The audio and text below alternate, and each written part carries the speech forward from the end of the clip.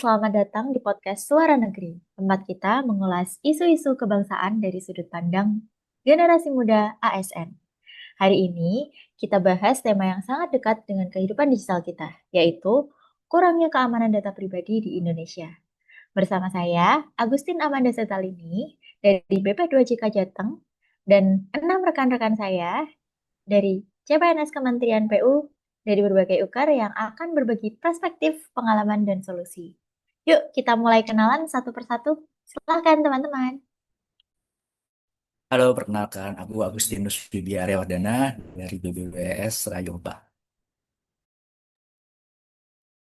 Halo, saya Albar Adi Ardian dari BBPJN Jateng DIY.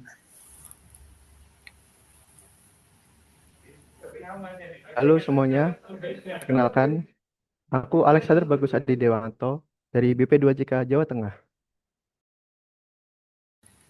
Perkenalkan, saya Alfa Bagas, saya dari BBWS Memali Juwana. Saya Alfian Utomo dari BPPJN Jateng DIY. Dan perkenalkan, saya Alfian Nugroho dari BBWS Bengawan Solo. Oke, terima kasih teman-teman. Nah, sebelum kita mulai membahas lebih jauh soal solusi dan peran kita sebagai CPNS, penting banget nih buat kita untuk memahami dulu sejauh mana sih masalah keamanan data pribadi ini terjadi di Indonesia. Banyak dari kita mungkin pernah dengar berita soal kebocoran data. Tapi sebetulnya apa aja sih akar masalahnya? Kenapa juga hal ini bisa berulang? Yuk, aku ajak teman-teman untuk mulai memetakan tantangannya satu persatu.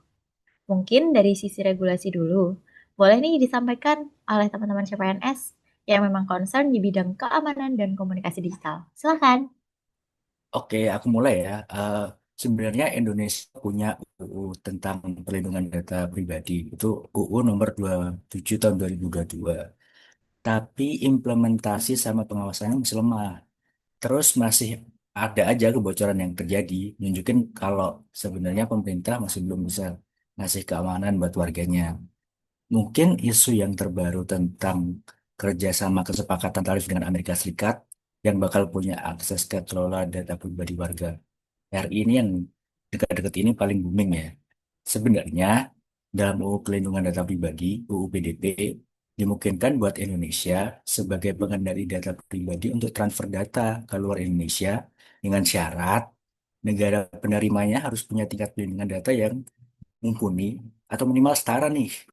Nah, kalau misal syarat itu nggak terpenuhi, harus ada mekanisme pelindungan data yang sifatnya mengikat antara keduanya. Terus kalau misal nggak bisa juga, maka pengendalian datanya harus dapat persetujuan dari subjek data pribadi kita. Maksudnya kita sebagai subjek sebelum transfer data dilakukan.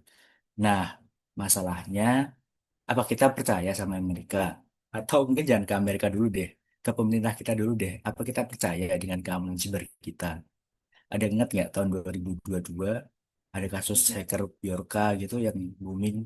Terus ada kasus BPJS bocor, terus data NPWP bocor. Jadi ya sebenarnya bisa dibilang peraturannya sih ada, cuman implementasi sama pengawasannya yang masih lemah. Gitu sih. Kalau menurut saya nih, kalau dari sisi ekonomi ya, kebocoran data itu dampaknya bisa luas. Misalnya kasus penipuan di mana dengan data-data penting disalahgunakan untuk tindak pemerasan misalnya. Motifnya kebanyakan didasari motif ekonomi, gitu. Maka akan ada potensi kerugian material.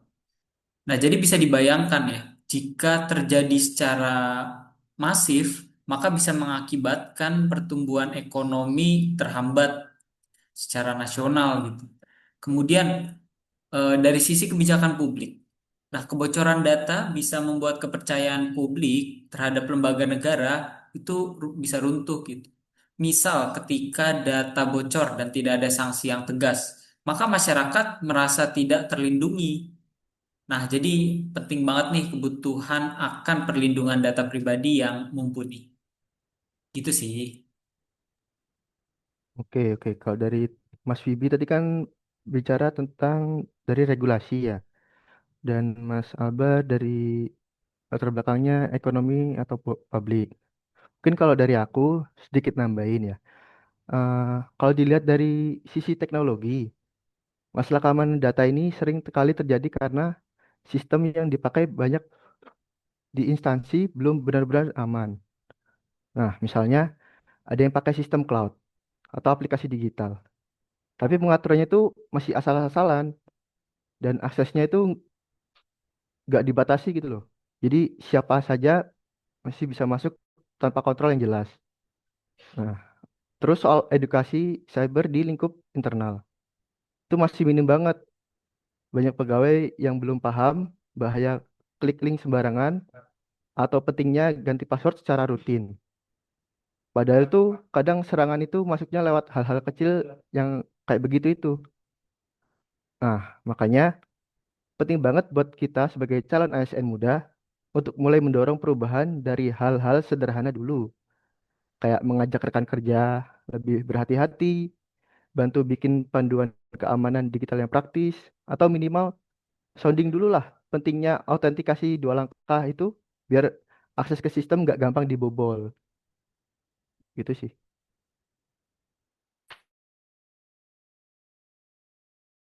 Nah, oke. Kita tadi udah banyak membicarakan soal akar permasalahan dari sisi regulasi, teknis, dan dampak besarnya terhadap masyarakat. Tapi sekarang coba deh kita tarik ke lingkup yang lebih dekat ke pengalaman kita sendiri sebagai CPNS, yang langsung bersentuhan dengan data dan dunia digital. Sebenarnya, sejauh mana sih kita sudah merasakan langsung dampak dari lemahnya keamanan data ini? Apakah kita pernah mengalami sendiri? Dan apa yang bisa kita pelajari dari situ sebagai abdi negara muda? Yuk, kita mulai perbincangan selanjutnya. Silahkan. Oke, kita ngomongin masalah apa namanya keamanan digital gitu ya. Dulu itu saya pernah kena nih penipuan dan spesifik nama lengkap dan tempat kerja saya disebut. Nah, artinya kan data saya sudah beredar di luar sana gitu ya. Dan yang paling mengganggu bukan hanya potensi kerugian materi, tapi rasa tidak aman sebagai warga sekaligus ASN yang dituntut menjaga kepercayaan publik ini juga terancam. Jadi sebagai CPNS, pengalaman ini membuat saya sadar bahwa perlindungan data bukan hal yang jauh dan teknis saja, tapi sangat personal dan relevan dengan identitas kita. Mungkin yang sekarang ini kita akan menjadi abdi negara gitu ya. Kita bekerja dalam sistem birokrasi yang erat dengan data. Tiap hari kita memproses informasi, entah itu dokumen proyek, daftar kontrak, data pegawai, atau bahkan email internal. Tapi seberapa sering kita menyadari bahwa setiap kali kita menyimpan file atau membuka dokumen online itu kita sebenarnya sedang memegang tanggung jawab atas keamanan informasi itu. Nah, pengalaman ini jadi semacam tamparan buat saya sendiri ya. Jadi saya mulai merubah nih kebiasaan saya. Jadi mengganti password saya berkala, terus lebih waspada dengan link-link yang biasa dikirim oleh grup-grup yang kita nggak tahu itu link beneran atau enggak, lalu email yang nggak jelas, dan mengingatkan teman-teman kita sekantor untuk tidak menyimpan data sembarangan di cloud pribadi. Tapi lebih dari itu, saya juga mulai berpikir bagaimana kita bisa mengubah budaya kerja, karena seringkali bukan sistemnya yang lemah, tapi kesadaran kita sebagai manusia yang mungkin belum terbangun gitu. Kita terbiasa dengan yang penting cepat gitu, yang penting segera jadi, yang penting ngumpulin. Nah itu kan resiko jangka panjang. Jadi mungkin kita sebagai ASN ini, saya percaya kita punya potensi untuk jadi agen perubahan khususnya di era digital ini, sehingga kedepannya mungkin kita bisa mensosialisasikan tentang perlindungan data, bukan cuman teknologinya, tapi bagaimana cara kita melindungi data itu secara digital. Nah, kalau kita menjaga data dengan sungguh-sungguh, kita sedang menjaga kepercayaan publik terhadap negara. Jadi isu-isu tentang data warga dimanfaatkan oleh pemerintah itu kita bisa minimalisir lah dengan kita sebagai agen perubahan di era digital ini. Ini itu sedikit pengalaman saya. Sama ini Mas, sama saya.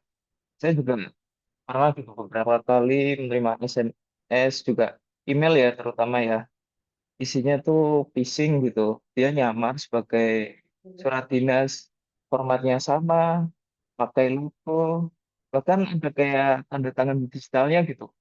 Palsu kan itu. Nah, itu kalau kita nggak hati-hati, gampang banget sih terkecoh. Apalagi sampai buka lampiran yang dia bisa isinya main kayak gitu.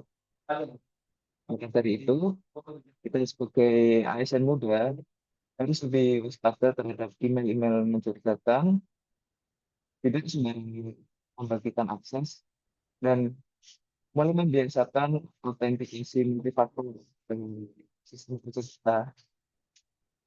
Itu sih. Oke, mungkin menambahkan ya, kita dari tadi udah ngomongin tentang data digital, file digital gitu ya. Menurut saya untuk saat ini tuh menjadi concern yang menjadi pembahasan yang paling hangat ya. Apalagi di era sekarang yang digital itu menurut saya udah semua orang bisa mengakses gitu. Lalu untuk kita sendiri yang sekarang bekerja di kementerian yang apa ya, yang concernnya kita itu mengelola beragam jenis data ya, mulai dari data proyek, terus dari data keuangan, data perencanaan, bahkan data pegawai gitu. Jadi setiap data itu merupakan aset yang harus kita jaga. Tapi seperti yang sudah disinggung oleh Mas Alex tadi ya, dan juga Mas Bagas, itu tadi kadang kebocoran data itu bukan karena kesalahan pemerintah atau mungkin apa, tapi dimulai dari hal-hal kecil ya, dari kita sendiri yang mungkin eh, password itu kadang mudah ditebak ya, seperti kadang tanggal ulang tahun, atau mungkin kita tuh pakai satu password untuk semua akun, jadi ya ketika satu udah kebobol ya semuanya dibobol gitu. Lalu juga ada link sembarangan kita klik, atau mungkin bahkan nih kita lagi kerja, kita buka sistem yang menampilkan data, tapi kita ke toilet kita langsung keluar aja gitu tanpa kita close atau kita tutup seperti itu. Lalu mungkin yang paling mungkin dianggap sepele ya, menurut saya itu kalau kadang kita itu butuh untuk menyatukan beberapa file atau mungkin kita mengubah format file kok. Jadi kita pakai converter online gitu. Bahkan kita tidak tahu keamanannya itu bagaimana. Nah, kadang hal-hal kayak gitu yang perlu diperhatikan lebih lanjut.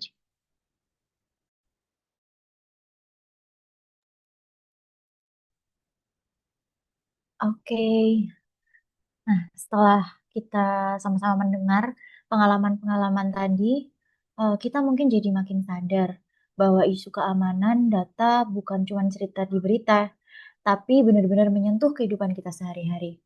Nah, pertanyaannya sekarang, apa yang bisa kita lakukan sebagai CPNS? Apa peran nyata yang bisa kita ambil meskipun kita masih di awal karir ASN? Disinilah pentingnya suara dan kontribusi ASN muda. Yuk kita bahas bersama beberapa solusi konkret dan gagasan perubahan yang bisa kita mulai dari sekarang. Mungkin aku mulai dari Mas Wibi. Silakan Mas Wibi. Eh, Bukan cuma sebagai ASN sih, tapi mungkin juga sebagai warga masyarakat ya. Jadi rasanya kita semua perlu untuk jadi watchdog, menjadi pengawas untuk mengawasi sama memantau pihak yang ya punya wewenang dalam pengendalian data kita.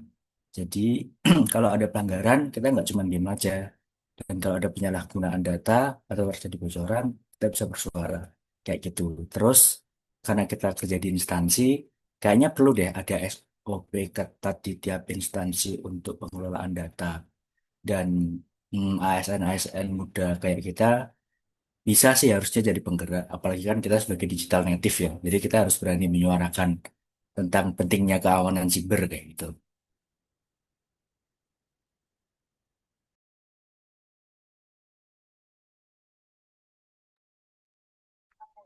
Oke, mungkin selanjutnya aku mau dengar dari Mas Albar.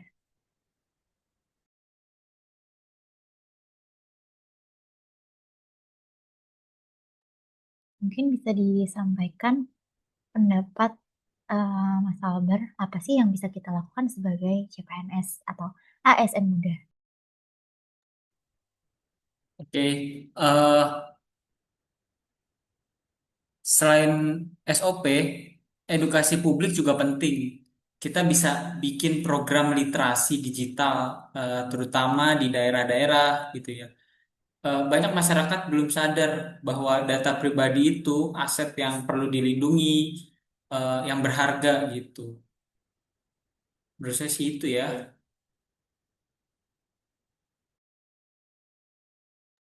Oke, mungkin Mas Alek bisa langsung menambahkan.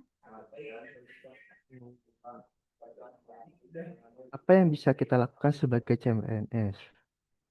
Karena tadi saya dari sisi teknis atau teknologi, mungkin sebenarnya eh, instansi pemerintah itu atau Kementerian PU perlu banget berbenah.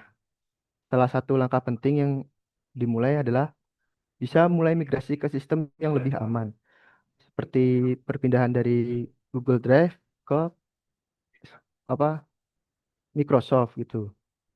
Nah, terus semua aplikasi dan data penting sebaiknya pakai autentifikasi dua langkah, biar nggak sembarangan orang itu bisa masuk karena cuma tahu passwordnya aja. Jadi ada akses lebih untuk masuk. Nah, selain itu ada audit keamanan juga perlu dilakukan secara rutin. Jangan tunggu ada insiden dulu baru panik. Kita bisa usulkan adanya penjadwalan berkala untuk cek sistem IT yang dipakai. Minimal untuk tahu apakah ada celah yang harus ditutup. Oh ya, dan satu hal lagi yang nggak kalah penting, yaitu adalah anggaran keamanan cyber harus mulai dianggap prioritas, bukan pelengkap. Karena kalau datanya itu udah bocor, biaya kerugiannya jauh lebih besar. Kita sebagai ASN muda bisa bantu kasih masukan saat perencanaan atau minimal sounding dulu lah ke atasan soal pentingnya alokasi buat perlindungan data.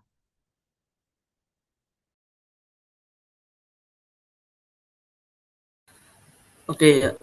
Izin nambahin. Ini kita kan ngomong-ngomong tentang pelindungan data ya. Jadi eh, saya tuh punya ide nih. Kalau kita kembangkan program internal kita namanya Data Guardian Program. Itu kita melatih ASN khususnya kita yang CPNS karena kita kan baru untuk menjadi duta perlindungan di lingkungan instansi masing-masing. Jadi ide dasarnya itu sederhana. Kita butuh pionir keamanan data di level operasional ya, bukan hanya tim-tim IT aja yang harus bisa atau harus paham tentang digital ini, tapi kita setiap unit kerja itu harus paham dan dibekali pelatihan dasar tentang manajemen risiko, cara mengenali potensi serangan cyber, prinsip keamanan data, serta etika penggunaan informasi digital. Nah, bayangkan jika tiap satuan kerja punya minimal satu data guardian.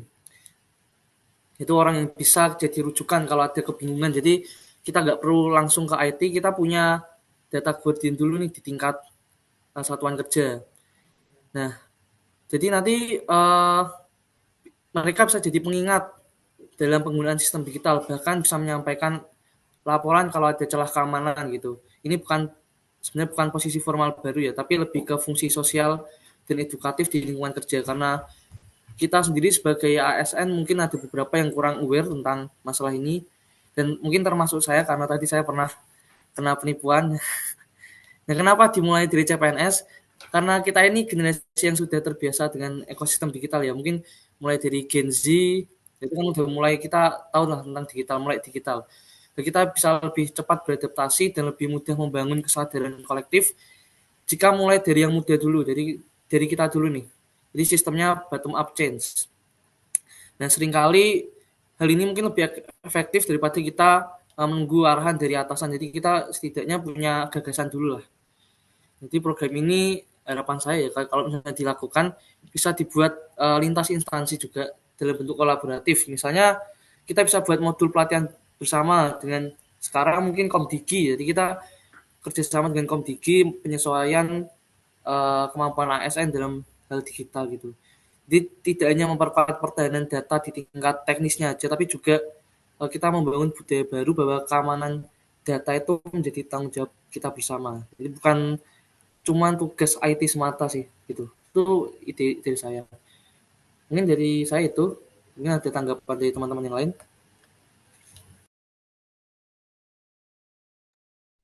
Oke, mungkin selanjutnya dari Mas Alfian Priyutomo, ada yang mau disampaikan? Apa sih apa sih yang bisa kita lakukan sebagai CPNS atau ASN muda? Sebagai CPNS, kita mulai dari yang paling dekat aja ya. Sama teman-teman kantor kita di instansi ini kebanyakan usianya lebih dari kita gitu.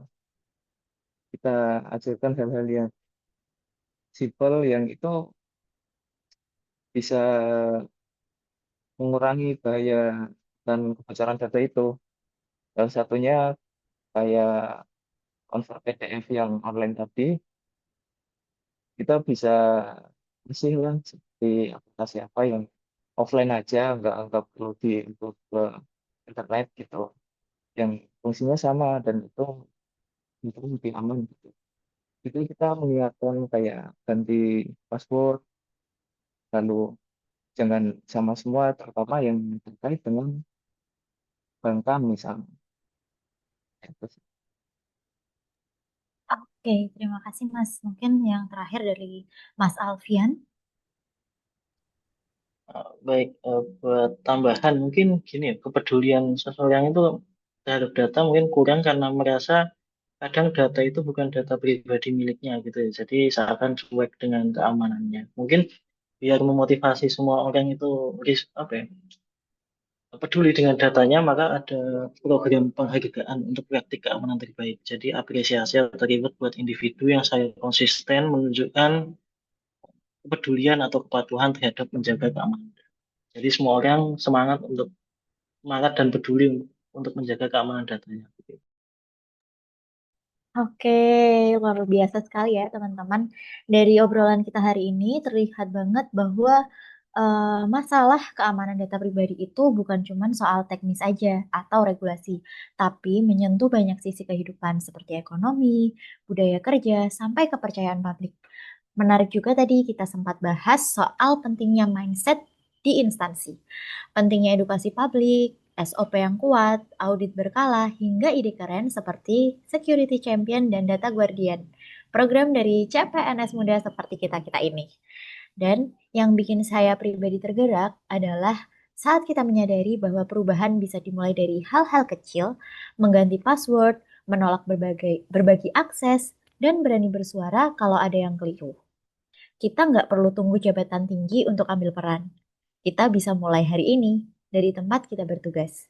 Nah, sebelum masuk ke penutupan, ada satu pertanyaan yang reflektif buat kita semua, dan mungkin juga buat pendengar. Kalau bukan kita yang menjaga data bangsa, lalu siapa? Kalau bukan sekarang, lalu kapan?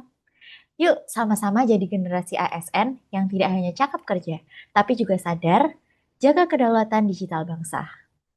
Terima kasih sudah mendengarkan episode hari ini bersama kami.